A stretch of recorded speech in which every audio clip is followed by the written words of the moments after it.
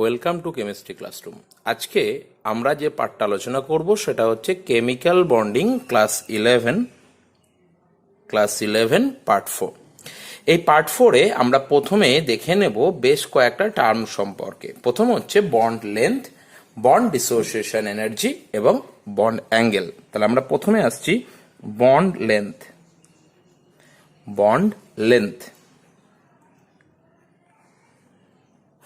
দেখো, bond length মানে বাংলা হচ্ছে বন্ধন দৈর্ঘ্য। বন্ধন দৈর্ঘ্য মানে কি? নর্মালি কোনো সমযোজী বন্ধনে আমরা জানি যে দুটো পরমাণু বন্ধন করে। ধরা যাক একটা সমযোজী বন্ধন আছে যেখানে হচ্ছে এ পরমাণু আছে, এর পাশে একটা বি পরমাণু এসছে। এটা মনে করো এ পরমাণু, এটা হচ্ছে বি পরমাণু।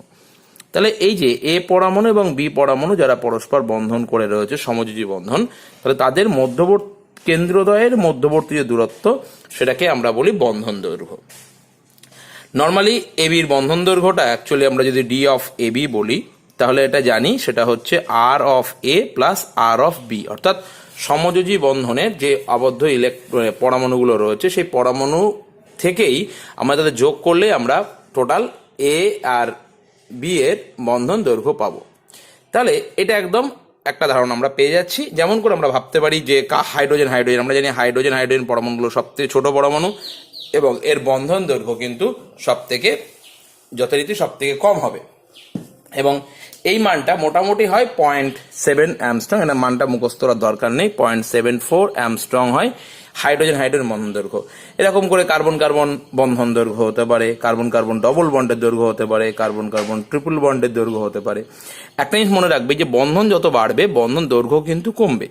অর্থাৎ এক বন্ধন, দ্বিবন্ধন, ত্রিবন্ধন, যদি আমরা এক বন্ধনের ক্ষেত্রে দেখি কার্বন এক বন্ধন তাহলে 1.54 অ্যামস্ট্রং সাধারণত। কার্বন দ্বিবন্ধন হিসাব করি তাহলে হবে 1.34 অ্যামস্ট্রং বা 32 বলা হয় অনেকেই। আবার কার্বন এক ত্রিবন্ধনের দূরত্ব হচ্ছে 1.21 অ্যামস্ট্রং। তাহলে এক্ষেত্রে আমরা খুব ভালোভাবে বুঝতে পারবো বিষয়টা সম্পর্কে। আবার একই রকমভাবে অন্যান্য পরমাণুর মধ্যে বন্ধন দৈর্ঘ্য এক এক রকমের হয়, যদিও পরমাণুগুলোর ব্যাসার্ধের উপর নির্ভর করে। একটা জিনিস আমরা বুঝবো যে বন্ধন দৈর্ঘ্য, তাহলে এরপর আমরা যখন হাইব্রিডাইজেশন শিখবো, পরে শিখছি হাইব্রিডাইজেশন কি, তখন দেখবো হাইব্রিডাইজেশন অনুযায়ী আবার এখানে বন্ধন দৈর্ঘ্যর মানটা আবার চেঞ্জ হতে পারে। ওকে, আমরা এর পরে যে টপিকটা আলোচনা করছি সেই টপিকটা হচ্ছে বন্ধন শক্তি বা বন্ড ডিসোসিয়েশন এনার্জি বা বন্ধন বিয়োজন শক্তি বলা হয়। তাহলে আমরা আসছি বন্ড ডিসোসিয়েশন এনার্জি।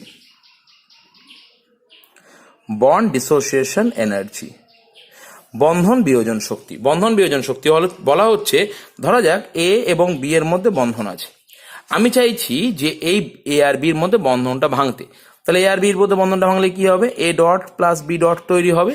তাহলে এই যে এ আর বির মধ্যে যে বন্ধনটা ভাঙার জন্য যে শক্তি প্রয়োজন হবে, কারণ একটা বন্ধনকে ভাঙতে গেলে কিছু পরিমাণ শক্তি প্রয়োজন হয়, আর সেই শক্তিকে আমরা বলি বন্ধন বিয়োজন শক্তি। বাস্তবে এই যে অনেকগুলো বন্ধন, ধরো কোনো একটা অনেকগুলো বন্ধন রয়েছে, যে অনেকগুলো বন্ধন থাকলে অনেকগুলো বন্ধন ভাঙতে গিয়ে যে শক্তি লাগবে তার একটা গড় বার করলে সেটাকে আমরা গড় বন্ধন বিয়োজন শক্তি বা বন্ড এনার্জি আমরা বলতে পারি। যেমন করে আমরা যদি ভাবি যে মনে করো CH4 কি হচ্ছে আমরা জানি কার্বনের সাথে 4টে হাইড্রোজেনের বন্ধন আছে।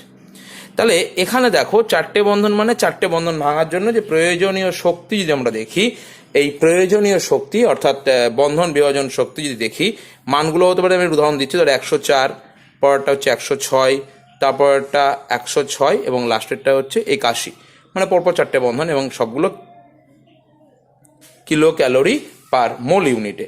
তাহলে এই যে এদেরকে আমরা যোগ করে 4 দিয়ে ভাগ করলে অ্যাভারেজ পাবো। অ্যাভারেজ হচ্ছে CH বন্ধন বিয়োজন শক্তি।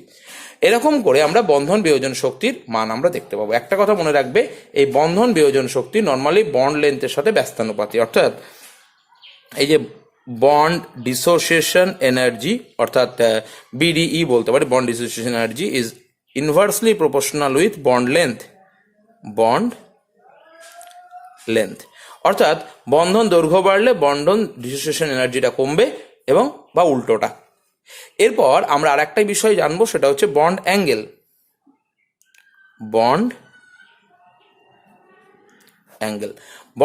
মানে বলা হচ্ছে কোনো একটা সমযোজী বন্ধন আছে, মনে করো কোনো একটা কেন্দ্রীয় পরমাণু রয়েছে মাঝখানে, যে পরমাণু দুদিকে দুটো বন্ড আছে, মনে করো দুদিকে দুটো বি আছে, তাহলে এই যে দুটো বন্ডের মধ্যে যে একটা কমন পরমাণু থাকলে, অর্থাৎ কেন্দ্রীয় পরমাণু বলা হয় এটাকে, সেই কেন্দ্রীয় পরমাণুর কাছে দুটো বন্ড যে কোণ করেছে তাকে আমরা বলি বন্ধন কোণ।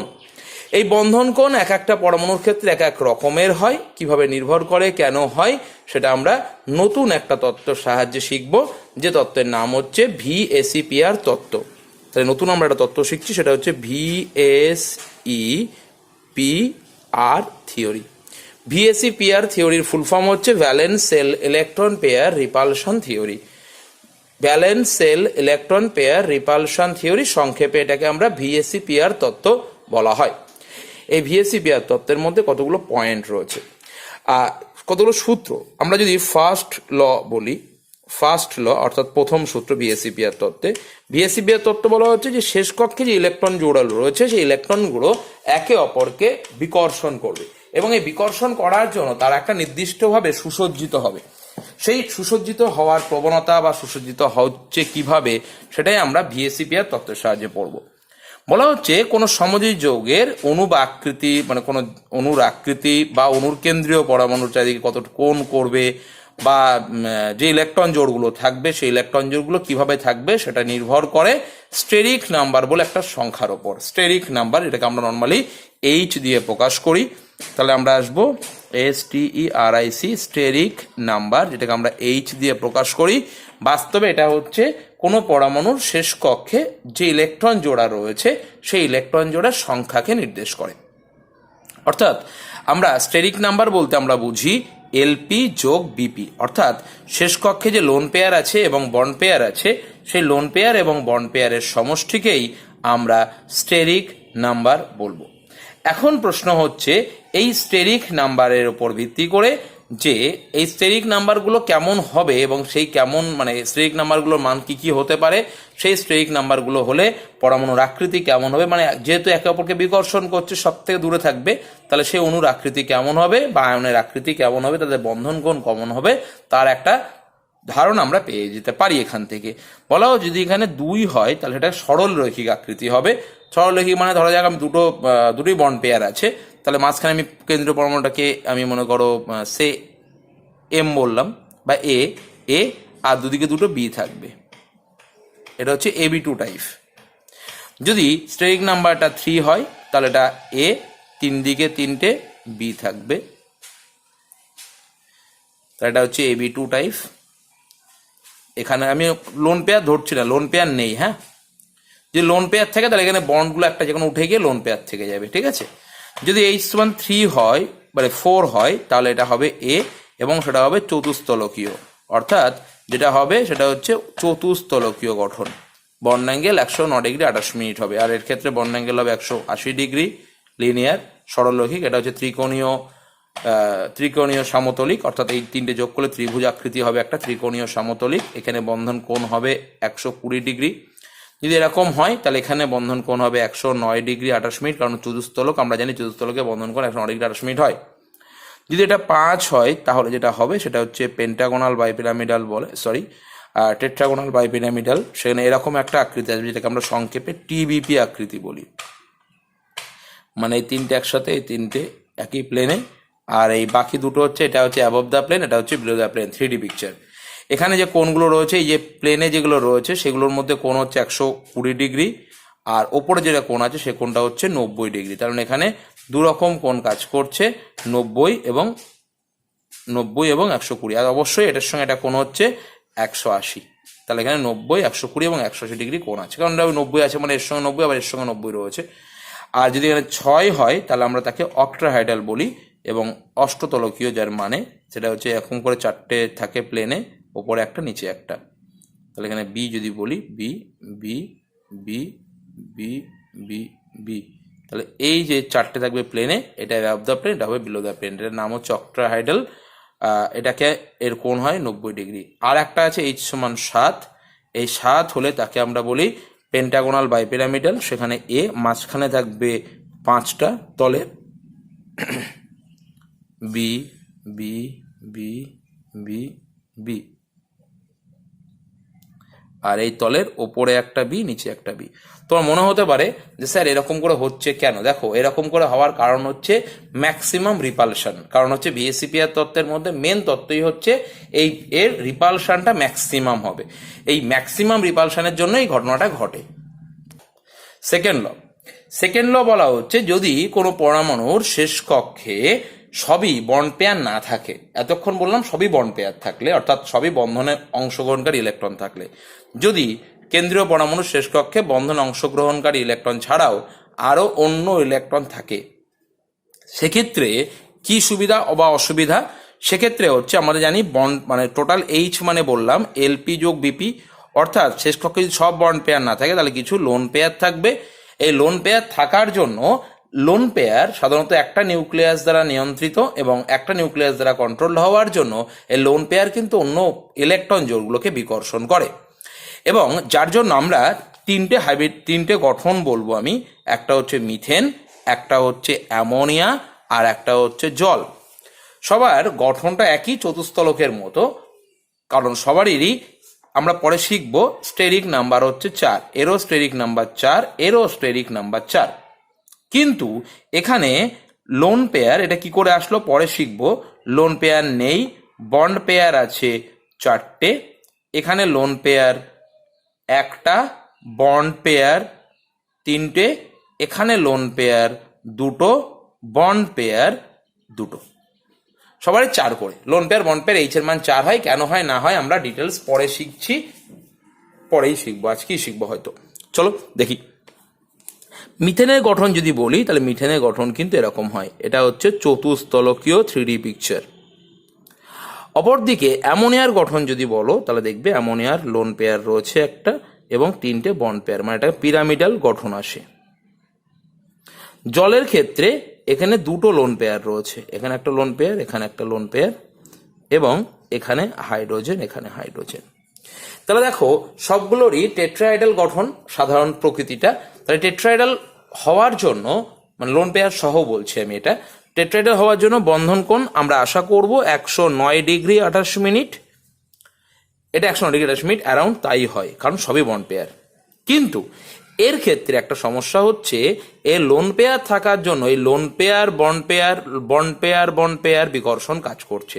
তাহলে সেক্ষেত্রে আমাকে জানতে হবে যে সূত্রটা হচ্ছে লোন পেয়ার বিকর্ষণটা সবচেয়ে বেশি হবে, লোন পেয়ার বন্ড পেয়ারের চেয়ে সেটা বেশি হবে বন্ড পেয়ারের চেয়ে। এটাই হচ্ছে সেকেন্ড ল এর মেন বক্তব্য।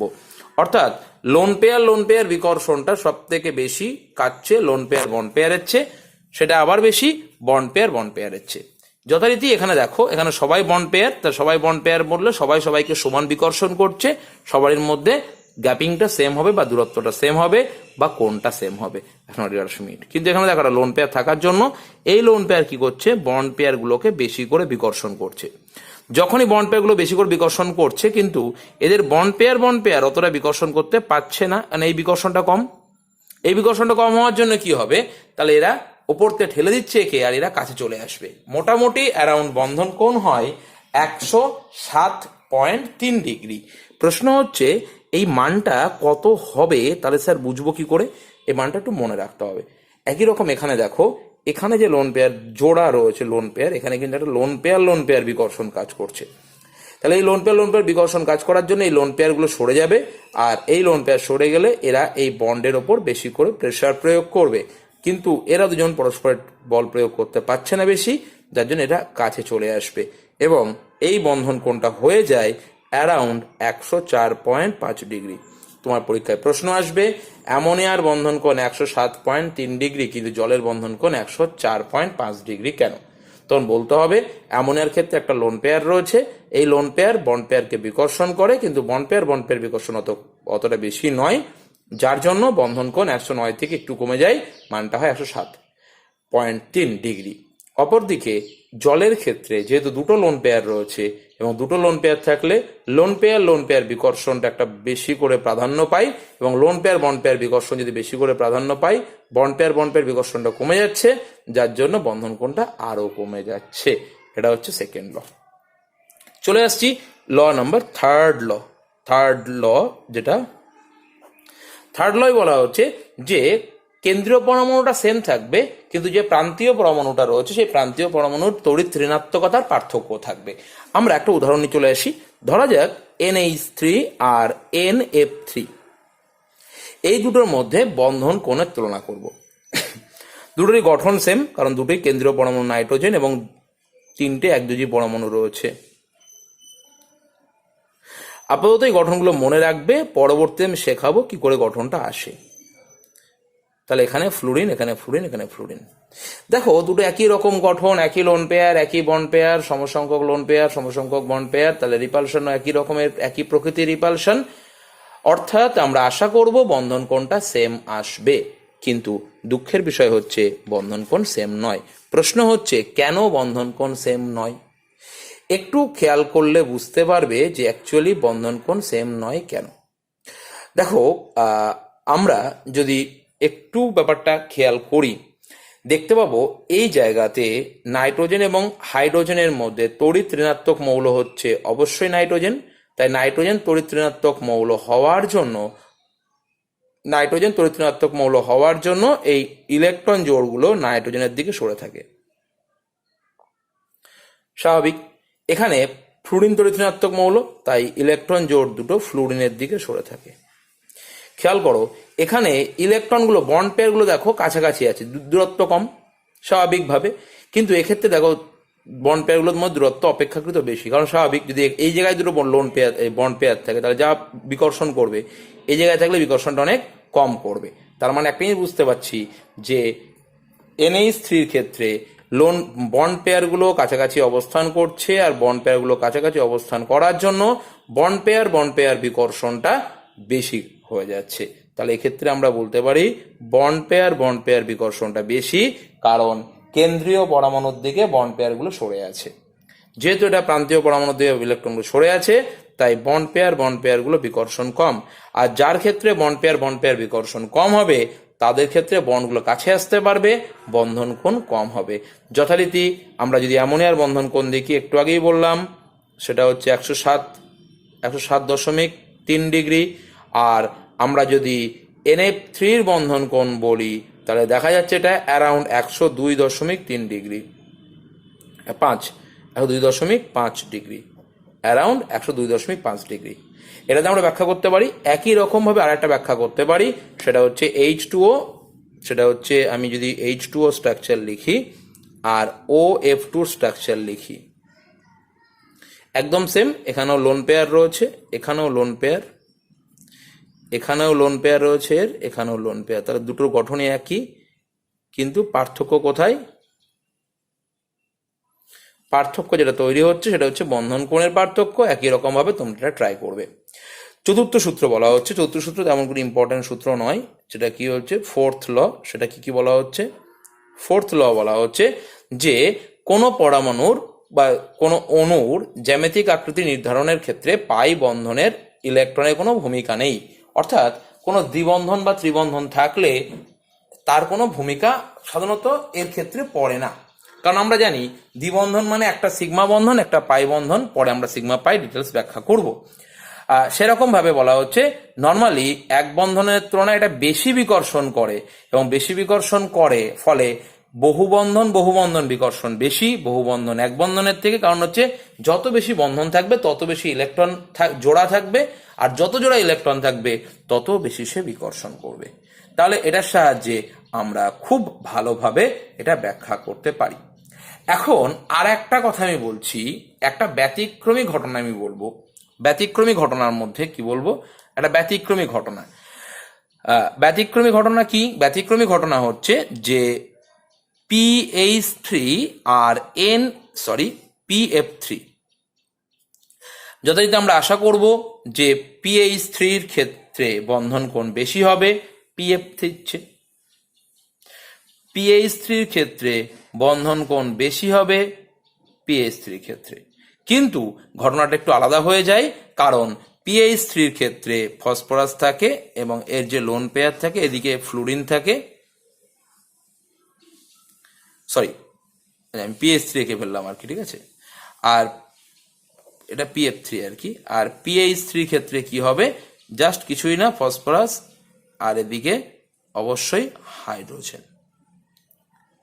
এখানে একটা বড় সমস্যা রয়েছে, সমস্যাটা হচ্ছে যে ফসফরাসের একটা বিশেষ বৈশিষ্ট্য রয়েছে, কারণ ফসফরাসের তৃতীয় পর্যায়ের মৌল, আর তৃতীয় পর্যায়ের মৌল হলে তার ইলেকট্রন বিন্যাস হচ্ছে 2s2 2p3 3s2 3p3, আর এখানে ফাঁকা একটা 3d অরবিটাল রয়েছে। এই ফাঁকা ডি অরবিটাল থাকার জন্য এ কিন্তু ফ্লুরিনের সঙ্গে কিন্তু পিপাই ডিপাই কনজুগেশন আসে। কি আসে? পিপাই থেকে ডিপাইয়ের দিকে একটা ইলেকট্রন ক্লাউড চলে আসে। এই ডিটেলস আমরা পরে ব্যাখ্যা করব, যার জন্য বন্ধন কোণ কিন্তু এর বেড়ে যায়, এর ক্ষেত্রে বন্ধন কোণটা বেড়ে যায়।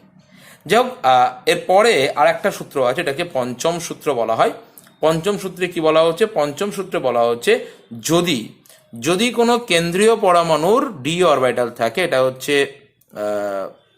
পঞ্চম সূত্র, মানে ফিফথ ল।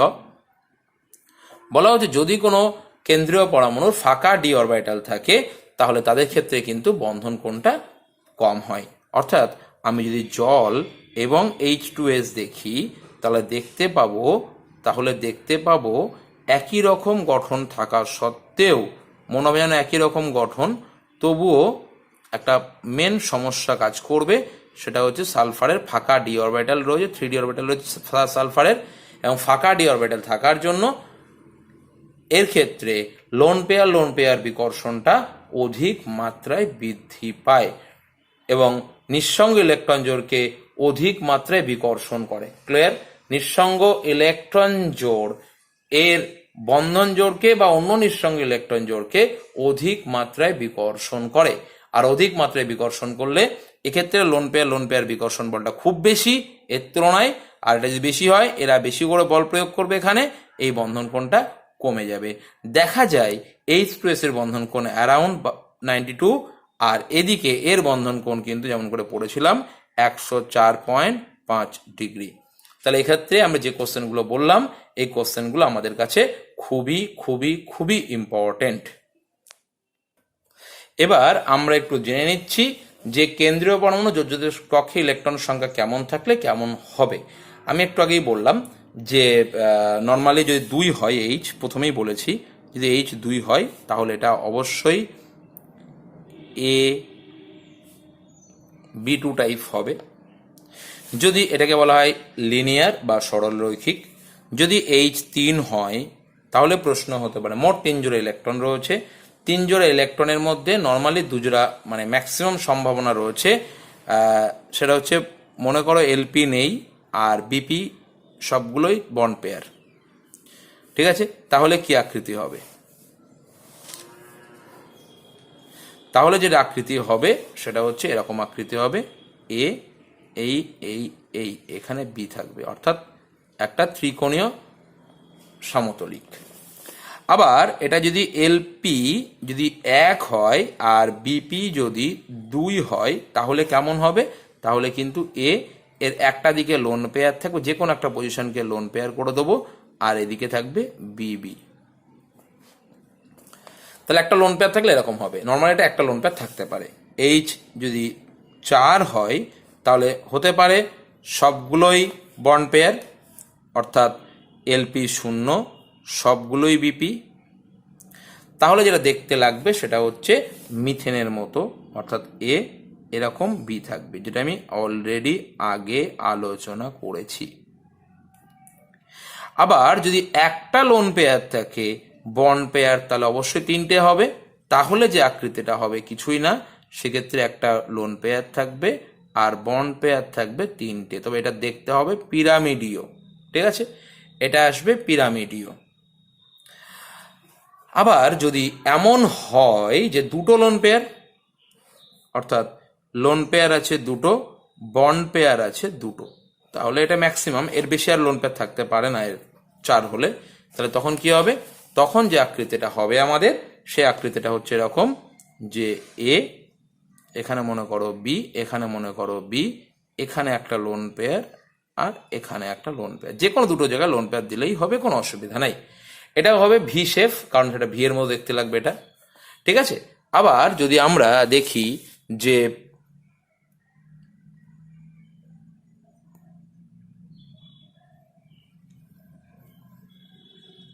আচ্ছা, আবার যদি আমরা একটু দেখি যে 5 যদি হয়, H সমান 5, H5 হলে কি হতে পারে, লোন পেয়ার 0, বন্ড পেয়ারই 5টা,